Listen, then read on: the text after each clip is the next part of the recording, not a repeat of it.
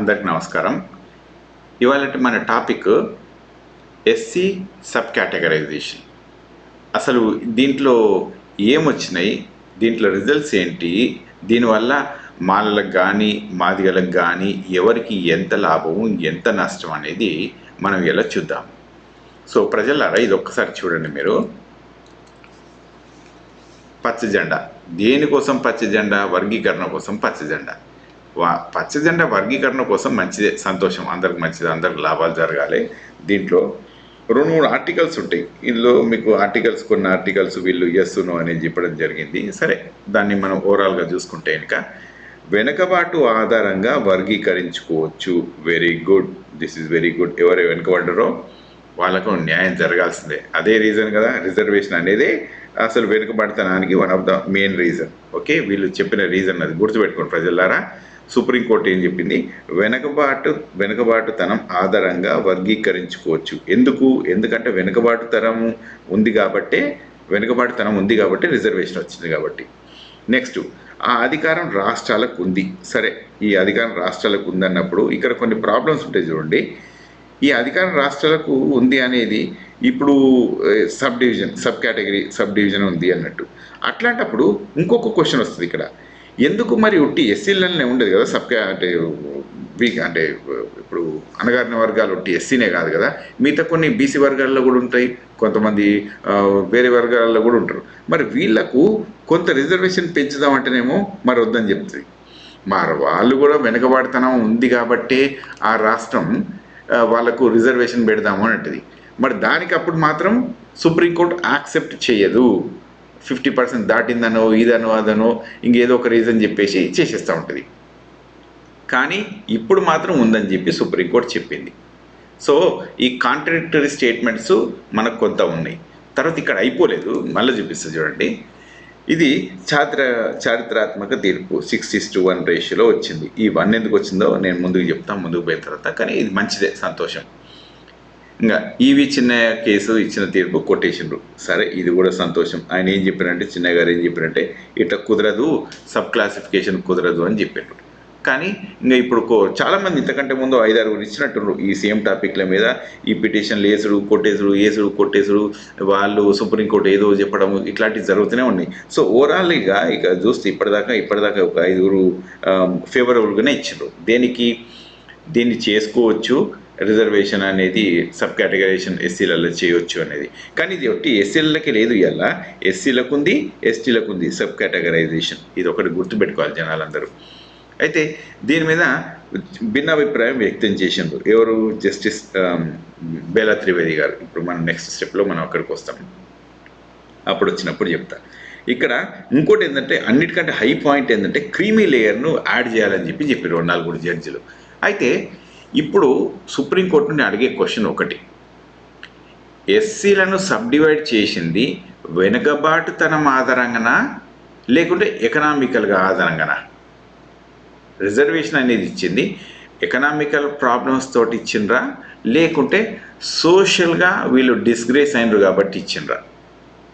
Okay, ఎందుకంటే మనము ఒకప్పుడే అక్కర్లేదు, ఈసారి చూసినా ఇంతకంటే ముందుసారి చూసినా మనకు రాష్ట్రపతిలను కూడా కొన్ని అకేషన్స్కి పిలిచిన దాఖలాలు లేవు. ఓకే, మనకు చెప్పుకోవాల్సింది ఏంటంటే అన్ని మీడియాలలో అక్కడిక్కడ చూసినాం కదా. మనం కూడా రామ్నాథ్ కోవింద్ గారిని ఆ రోజు పిలవలేదు, ద్రౌపది ముర్ము గారిని ఈ రోజు పిలవలేదు. మరి అంటే ఇది డిస్క్రిమినేషన్ అంటారా, ఇది ఏమంటారో ఇక నాకు తెలియదు. ఇప్పుడు జనాలు ఏమన్నా కామెంట్ చేసుకోవచ్చు, దీని పని ఇట్లా అట్లా అని రకరకాలుగా కామెంట్స్ చేయవచ్చు. ఒక్కొక్కరికి ఒక్కొక్క అభిప్రాయం ఉండొచ్చు ఇందులో. సో నా అభిప్రాయం ప్రకారమో మీ అభిప్రాయం ప్రకారం అన్నట్టు కాదు, ప్రజలందరూ అనుకునే అభిప్రాయం మాత్రం ఒకటి ఉంటుంది. ఇక అది ఏంటంటే డిస్క్రిమినేషన్ అని చాలాసార్లు చూసినాం మనం. సో అది రాజకీయమే అనుకోవచ్చు, వేరే అనుకోవచ్చు, దాన్ని పక్కన పెట్టేస్తే ఇప్పుడు క్రీమీ లేయర్ అనేది తీసుకొచ్చిండు. క్రీమీ లేయరు ఇప్పుడు ఎస్సీలలో ఉన్న అందరికీ దెబ్బ తగులుతుంది. ఒక్కసారి క్రీమీ లేయర్ కింద పడ్డావంటే నువ్వు ఎప్పటికీ క్రీమీ లేయర్ కింద పడ్డట్టే. అదొక్కటి గుర్తుపెట్టుకోవాలి. క్రీమీ లేయర్ ఒక్కసారి వచ్చేసిందంటే నెక్స్ట్ టైం కూడా క్రీమీ లేయర్ ఉంటుంది. కానీ క్రీమీ లేయర్లో మరి ఎంతమంది ఉంటారు, ఎట్లాంటి వాళ్ళు ఉంటారు, ఎట్లాంటి సిచ్యువేషన్లో ఉంటాయని కనుక చూస్తే ప్రజలారా, మనకు తెలంగాణలో ఒక 4 లక్షల ఉద్యోగాలు ఉన్నట్టున్నాయి. 4 లక్షల ఉద్యోగాల్లో లెటర్సే ఒక మేబీ ఒక 10% ఉంటాయేమో గ్రూప్ 1 క్యాడర్ కింద వచ్చేటి, మహా అయితే 10 ఉంటాయి, 10 కంటే ఎక్కువ ఏమి ఉండవు. కాబట్టి గ్రూప్ 1 ఇంకా ఆ లెవెల్లో ఉండేటి ఒక 10 ఉంటాయి. సో 4 లక్షల ఉద్యోగాల్లో 40,000 ఉద్యోగాలు మాత్రం గ్రూప్ 1 కేటగిరీ కింద వస్తాయి. ఈ 40,000 ఉద్యోగాలలో మనం ఈ లెక్కేసి చూపిస్తే చూడండి మీ అందరికీ. ఈ 40,000 ఉద్యోగాల్లో మనం ఎట్లా చూద్దాం, లెటర్స్ గో లైక్స్. 40,000 ఉద్యోగాలని, ఈ 40,000 ఉద్యోగాల్లో ఇందులో ఒక 15% ఎస్సీ రిజర్వేషన్కి వస్తాయి. సో ఇప్పుడు దీన్ని చూస్తే 15 months లెటర్స్ 3, ఓకే 3 వేసుకుందాం మనం. 3 వేసుకుంటే 40, 3,000 ఉంటాయి. 3,000 ఉద్యోగాలు ఇది ఫస్ట్ డివిజన్, అంటే గ్రూప్ 1 క్యాడర్ కింద వచ్చేటి. వీళ్ళే 30 ఉద్యోగాలు చేస్తారు. 30 years వీళ్ళే ఉద్యోగాలు చేస్తారు. అంటే వీళ్ళకు లెటర్సే ఒక 2 పిల్లలు ఉన్నారు అనుకుందాం. ఈ గ్రూప్ 1 ఆఫీసర్లకు యావరేజ్గా 2 వేసుకుంటే 6,000 మంది పిల్లలు ఉన్నారు. ఈ 6,000 మంది పిల్లలు ఒక 30 yearsకు సరిపడా క్రీమీ లేయర్ కింద వస్తారు వీళ్ళే. అంటే 30 yearsలో మరి ఎంతమంది ఇంకా పిల్లలు అంటే పుడతారు, ఎంతమంది పిల్లలు వస్తారు అని అంటే ఆ ఏజ్ గ్రూప్ మొత్తం కనుక చూసుకుంటే ఇప్పుడు యావరేజ్గా ఎస్సీల పాపులేషను 60 లక్షలు ఏమో ఉన్నట్టున్నది. 60 లక్షలల్లా 6,000 మంది, అది 30 ఏళ్లకు. ఇది అంటే జనాలు ఈ క్రీమీ లేయర్ అని మాట్లాడే ముందు స్టాటిస్టిక్స్ తెలుసుకొని మాట్లాడతారా, తెలుసుకోకుండా మాట్లాడతారా, ఎట్లా మాట్లాడతారా నాకు తెలియదు. 30 ఏళ్లకు ఒక పాపులేషన్ ఇవాళ కనుక చూస్తే 60 లక్షలు యావరేజ్గా చూసుకుంటే, ఓకే ఈ 60 లక్షల పాపులేషన్లో 6,000 మంది పిల్లలు మాత్రమే క్రీమీ లేయర్ కింద వచ్చి క్రీమీ లేయర్ కింద వాళ్ళు స్పేస్ ఆక్యుపై చేస్తున్నట్టు. అంటే ఎంతమంది అన్నట్టు అది మీకు చూపిస్తా. 0.1% కింద ఏమో వస్తుంది. ఇప్పుడు చూడండి ప్రజలారా, 60 లక్షల మంది ఎస్సీలు ఉంటారు, రైట్. 1 2 3 ఇంతమంది 6,000 మంది పిల్లలు ఉన్నారు ఇక్కడ, ఓకే. వీళ్ళు 30 ఏళ్ళకు ఏజ్కి సరిపడా. సో ఎంత, 1:1000 రేషియోస్లో ఉంది. అంటే 1:1000 అంటే 1000లో ఒక ఉద్యోగం, అంటే 0.1% మాత్రమే. గుర్తుపెట్టుకోండి ప్రజలారా, 0.1% మాత్రమే క్రీమీ లేయర్ కింద యాక్సెప్ట్ అవుతారు. అంటే దీనికి కూడా ఇవ్వచ్చా అంటే ఇవ్వచ్చు, ఇవ్వకపోరాదు అవన్నీ ఉంటాయి. కానీ ఒక మాట గుర్తుపెట్టుకోవాల్సింది ఏంటంటే, ఇంత తక్కువ పర్సంటేజ్ని చూపించి ఒక పెద్ద బూచిలాగా చూపించి ఇక వీళ్ళు అభివృద్ధి చెందినరు, వీళ్ళకి రిజర్వేషన్ తీసేయాలి అనే టైప్లో చెప్తే అది ఎంతవరకు సమంజసము, అసలు ఇది ఎంతవరకు లెక్కలు కుదురుతాయి. సో ఈ క్రీమీ లేయర్ మాట్లాడే ముందు ఒక ప్రాపర్ స్టాటిస్టిక్స్ తీసుకొని ఒక ప్రాపర్ పద్ధతుల్లోకి వచ్చి చూపించాలి జనాలు. అది కోర్టులే కానీ, లేకుంటే మిగతా సామాజికవేత్తలే కానీ, లేకుంటే యాంటీ రిజర్వేషన్ వాళ్ళు మాట్లాడే మాటలే కానీ, ఎవరన్నా కానీ నేను చెప్పే ఆన్సర్ ఒకటే, వీళ్లకు క్రీమీ లేయర్ కుదరదు. ఎస్సీలకి క్రీమీ లేయర్ అనేది ఈ పర్సంటేజ్కు ఉన్న ఉద్యోగాల శాతానికి కుదరదు. అయితే వాళ్ళు ఇప్పుడు కొంతమంది అంటారు, అరే నువ్వు డాక్టర్ అయినావు కదా, ఇదైనావు కదా, అదైనావు కదా, ఇంకా లేకుంటే ఒక ఇంజనీర్ అయినారు కదా, ఇంకోళ్ళు ఐఏఎస్ అయినారు కదా, ఇట్లా అన్నట్టుంటారు. ఈ నంబర్ చాలా చిన్నగా ఉంటుంది. ఈ నంబర్ ఎంత చిన్నగా ఉంటుంది అంటే అసలు సరిపోదు, ఈ క్యాల్కులేషన్ సరిపోదు. అయితే ఇప్పుడు మనకు కొంతమంది డాక్టర్లు ఉంటారు, కొంతమంది లాయర్లు ఉంటారు, కొంతమంది ఇంజనీర్లు ఉంటారు, కొంతమంది ఐటీ టెక్నీషియన్స్ ఉంటారు. ఇట్లా వీళ్ళందరూ కూడా ఎంత ట్యాక్సులు కడతారో వాళ్ళు క్లాస్ 1 కింద రారు మరి. సో రానప్పుడు ఊరికే బూచి చూయించి క్రీమీ లేయర్ అనే మాట మాట్లాడి రిజర్వేషన్ తీసేసే ఆలోచనలు ఉంటాయి మరి వీళ్ళకు. దీనివల్ల ఎస్సీలు మొత్తంగా దెబ్బతినే అవకాశాలు ఉన్నారు, ఎస్టీలు మొత్తం కూడా దెబ్బతినే అవకాశాలు ఉన్నాయి. ఎందుకంటే రిజర్వేషన్ తీసేసే అవకాశాలు దీన్ని బట్టి మొదలవుతూ ఉంటాయి. సో ఇదొకటి. తర్వాత ఈ క్రీమీ లేయర్ అనేది ఎవరికి పనిచేస్తుంది, ఎవరి మీద వర్తిస్తుంది అంటే ఇది ఎవరి మీద వర్తిస్తానట్టు. సో దీంతో ఇంకొక క్వశ్చన్ కూడా ఉంది ప్రజలారా. ఇప్పుడు వీళ్ళు చెప్పిన కదా క్రీమీ లేయర్ ఉంది అన్నట్టు, మరి క్రీమీ లేయరు ఎక్కడెక్కడ ఉంది అని కనుక మొదలు పెడితే క్రీమీ లేయర్ ఎక్కడి నుంచి మొదలు పెట్టాలి అని చెప్పినారు అంటే ఇది ఒక్కసారి చూస్తే మీరు పరిచయం అవుతారు. ఇది ఒకసారి చూడండి. Chandrashekhar Azad who is the member of parliament from Uttar Pradesh, right. ఆయన ఒక మాట చెప్పినారు, ఇది మొదలు పెట్టాల్సింది సుప్రీంకోర్టు దగ్గర మొదలు పెట్టాలి. మరి ఎందుకు ఈయన సుప్రీంకోర్టు దగ్గర మొదలు పెట్టమని చెప్పినారు? ఎస్సీ అంటే సుప్రీంకోర్టు అనమాట. First SC should work towards bringing democracy అంటే ఇప్పుడు ఇదే డెమోక్రసీని రావడానికి సుప్రీంకోర్టు న్యాయమూర్తుల దగ్గర నుంచే మొదలు పెట్టాలి అని చెప్పుకొచ్చారు. మరి ఎందుకైనా చెప్పుకొచ్చిండ్రు అంటే సుప్రీంకోర్టులో it is ruled by very few families. అంటే కొన్ని కుటుంబాలు మాత్రమే అందులో ఉంటారు, వాళ్ళకే స్పేస్ వస్తుంది, వాళ్ళే ఉంటారు. మీకు ఇంకో విషయం చెప్తా, అవుట్ ఆఫ్ 655 కరెంట్ పొజిషన్లలో జడ్జిలలో ఉంటే 499 మంది బ్రాహ్మణ్స్ ఉన్నారు. I think 499, somewhere over there, subject correction, a small number difference ఉండొచ్చు. కానీ అవుట్ ఆఫ్ 600+ ఆల్మోస్ట్ 500 మెంబర్స్ బ్రాహ్మణ్సే ఉన్నారు. అంటే మరి ఎవరు డామినేట్ చేస్తున్నారు అక్కడ? మరి డెమోక్రసీ ఎక్కడ ఉంది అక్కడ? మరి అక్కడ వాళ్ళు క్రీమీ లేయర్ రావద్దా? అక్కడ డెమోక్రసీ అక్కర్లేదా అని ఆయన చెప్పుకొచ్చింది అనమాట. సో ఇంకా చూపిస్తా.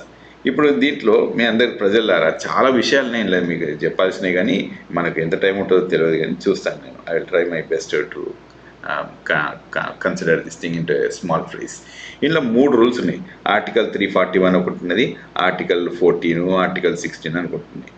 ఈ ఆర్టికల్ 341 అనేది ఏంటంటే ఇది ప్రెసిడెంట్ కింద వస్తుంది. ఇది యాక్చువల్లీ ఇది ప్రెసిడెంట్ కింద వస్తుంది. ఇప్పుడు ఇంకా కింద ఈ డేటా చూడండి, ఇక్కడ ఇది ఆర్టికల్ 341 అనేది ప్రెసిడెంట్ కిందకు వస్తుంది. ఎందుకు వస్తుంది ఇది ప్రెసిడెంట్ కింద అంటే, ఎస్సీ క్యాండిడేట్లు అనే వాళ్ళది ఇక్కడ యాడ్ చేయడం కానీ డిలీట్ చేయడం కానీ కుదరదు, వీళ్ళను సబ్ డివిజన్ చేయడానికి కూడా కుదరదు అని చెప్పి ఆనాటి కాలంలో రాజ్యాంగంలో రాయడం జరిగింది.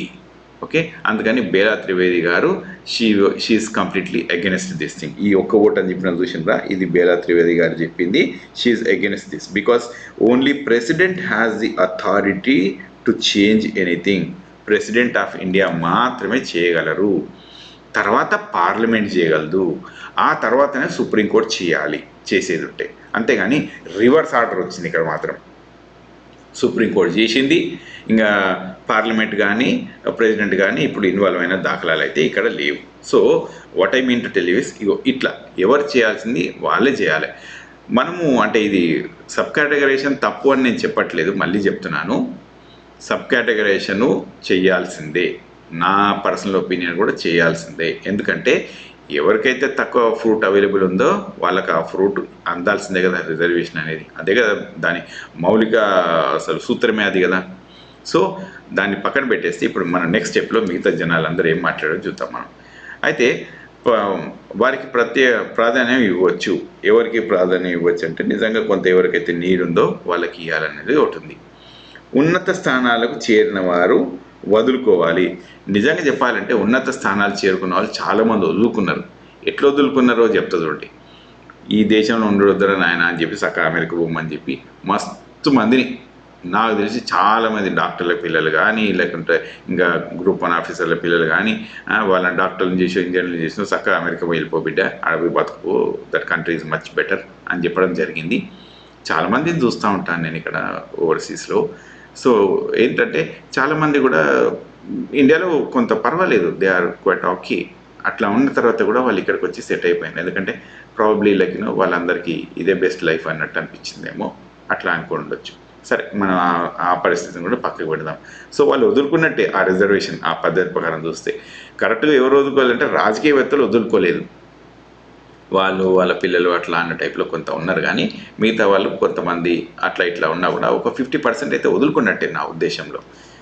ఎందుకంటే ఐ సీ సర్టన్ నంబర్స్, నాకు అట్లా అనిపించింది. మేబీ సబ్జెక్ట్ కరెక్షన్ అగైన్ అది కూడా ఉంది. తర్వాత నెక్స్ట్ ఇంకోటి కూడా చూపిస్తుంది చూడండి. ఇప్పుడు ఇక్కడ క్రీమీ లేయర్ ప్రయోజనాలు తొలగించాలి. ఇది ఎవరు చెప్పినండి? గవాయ్ గారు చెప్పినారు. ఈయన గవాయ్ గారు ఒక ఎస్సీ క్యాండిడేట్ అనమాట, జడ్జి గారు ఆయన.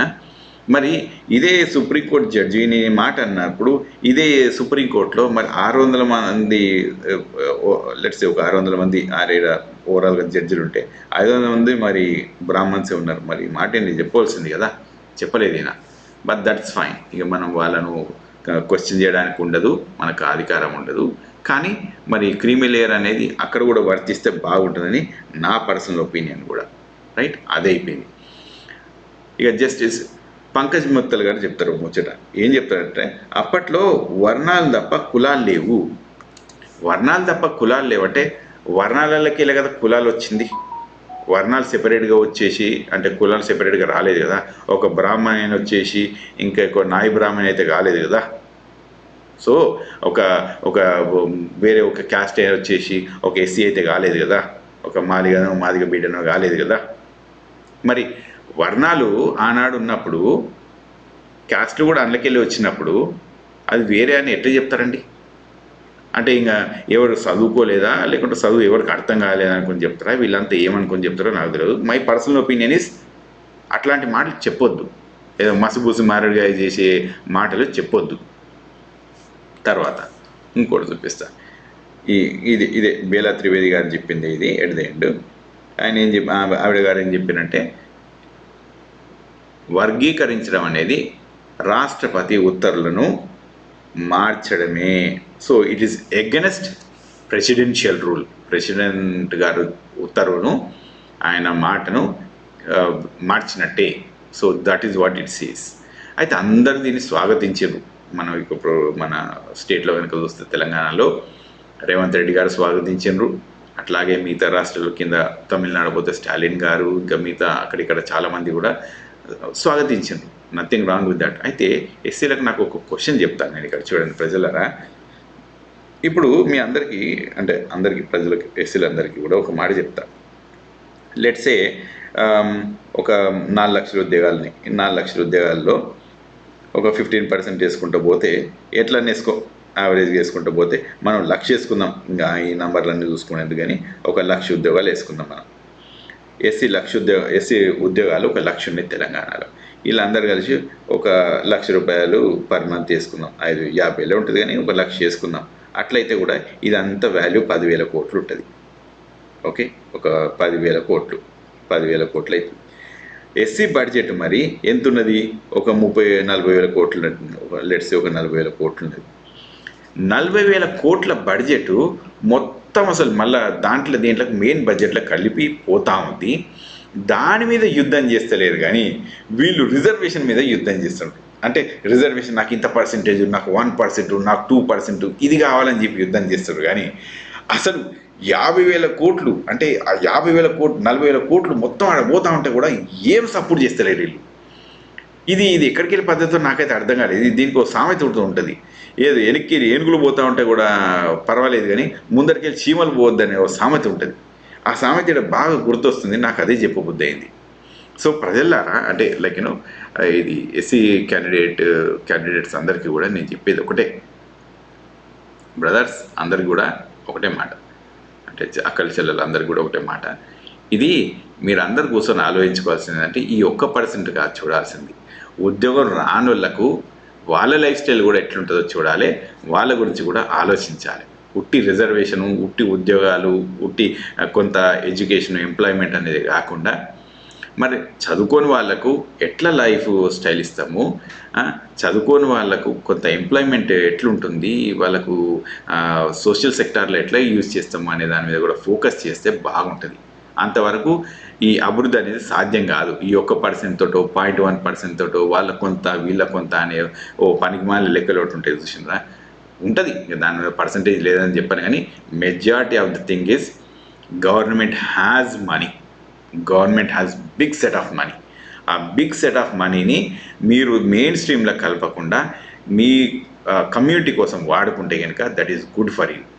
సో ప్రజలారా, మీరు ఆ పని చేయండి. నేను దీంతో ఇప్పుడు ముఖ్యమంత్రి కానీ ప్రధానమంత్రి కానీ వినియోగించుకునేది ఒకటే, ఎస్సీ ఫండ్స్ని ఎస్సీలకే కేటాయించి వాళ్ళకే యూజ్ అయ్యేటట్టు చేయండి. అదొక్కటి చేస్తే బాగుంటుంది. వాళ్ళు కూడా ట్యాక్స్ పేయర్ ఇన్కమ్లోకి వస్తారు. మిడిల్ క్లాస్ మీద బర్డన్ తగ్గుతుంది. ఇప్పుడు ఆల్రెడీ మిడిల్ క్లాస్ మీద హెవీ బర్డన్ ఉంది. అసలు ఆ ట్యాక్సేషన్ మిడిల్ క్లాస్కి ఏమాత్రం పనికి రాకుండా ఉంది. సో దయచేసి ఈ ఇన్కమ్స్ని పెంచండి, బిలో పావర్టీ లైన్ని పెంచి వాళ్ళని ట్యాక్సులు పే చేసే విధంగా తీసుకురండి. ఈ ఉన్న బడ్జెట్ని కానీ వీటిని కానీ స్కిల్ డెవలప్మెంట్లలో కానీ తీసుకుపోయి వీళ్ళకు ఉద్యోగాలు పెట్టించేసి, లేకుంటే వీళ్ళకు ఒక బిజినెస్ పెట్టించేసేసి వీళ్ళని ట్యాక్స్ పేయర్ లాగా మారుస్తే దేశానికి లాభం. లేదు వీళ్ళకు 0.1% ఏదో వాళ్ళిద్దరు కొట్టుకుంటారు, మనకు రాజకీయంగా లాభం జరుగుతుందంటే, at the end of the day people who are working middle class suffer మాత్రం తప్పదు. So I will end over here. I'll meet you in the next video. Thank you very much, guys.